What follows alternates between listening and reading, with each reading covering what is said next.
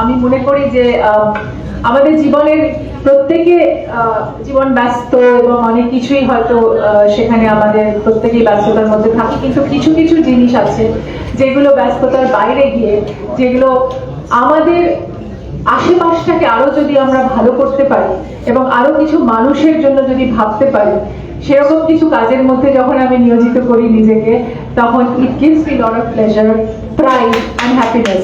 তো this association means a lot to me, because এটা শুধুমাত্র একটা অ্যাসোসিয়েশন না, এটা আমাদের একটা রিহ্যাবিলিটেশনের মতো এবং একটা অ্যাটমসফিয়ারকে আরো ভালো করার জন্য, আরো সবুজ করার জন্য এবং সুন্দরবনের চাষিদেরকে আবার নতুন ভাবে ইনভিগারেট করার জন্য, তাদের এই অসম্ভব ভালো এই যে জৈব চাষের বিষয়টা, সেটা আই থিঙ্ক মুক্তি দারুণ ভাবে এটা এনেছেন। এবং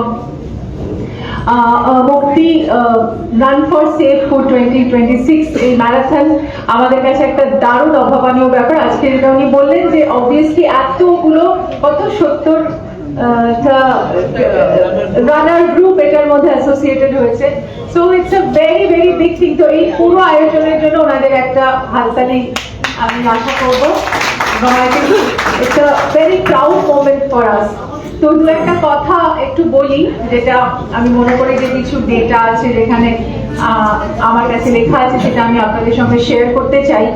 এবং আমি নিজে খুবই আপ্লুত এবং খুব আনন্দিত এবং very proud to be associated with Mukti run for safe food ম্যারাথনের সঙ্গে।